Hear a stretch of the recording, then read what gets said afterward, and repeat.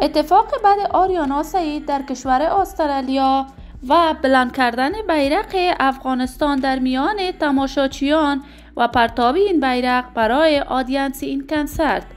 لباسهای جنجالی آریانا سعید در کنسرت جدیدش که اصلا باورتان نمی شود. آریانا سعید در کدام کشور اکنون زندگی می کند و دلیل اجرای کنسرت های وی در کشور استرالیا چی بوده است؟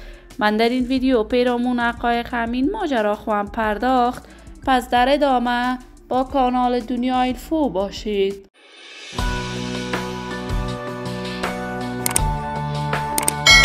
سلام و سلامتی ایام و کامتان باد. شما را خوش آمدید میگم به یکی دیگر از ویدیوهای جذاب کانال دنیا اینفو. برای دوست شدن با این کانال علامت سابسکرایب را فشار دهید تا از ویدیوهای دیگر کانال دنیا اینفو هم آگاه شوید. آریانا سعید، هنرمند خوش صدای افغان، بانوی خوش سیما که دارای صدای سریله و صدای خاص هنری خودش می باشد، آریانا کنسرت‌هایش را امساله برای دوستداران و طرفداران صدایش در سرتاسر جهان برگزار می کند.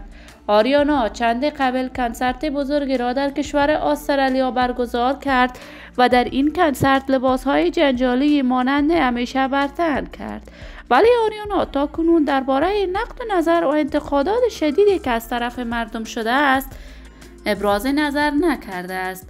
آریانا سعید در جریان این کنسرت بیرق سه‌رنگ افغانستان را بر روی آدینس این کنسرت پرتاب می کند که این کار آریانا سعید مورد نقد شدید قرار می گیرد.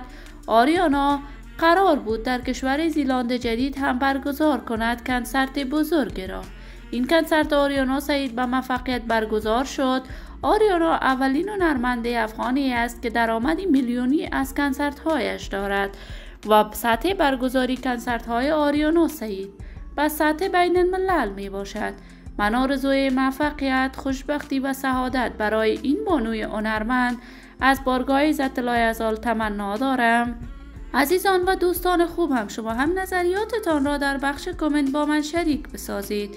این ویدیو را با علاقه‌مندان و طرفداران آریانا سعید به اشتراک بگذارید.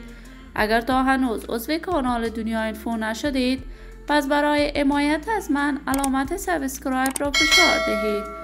صحت و سلامت برای شما نازنینان و همراهان کانال دنیا اینفو از بارگاه ذات لایزال تمنا دارم.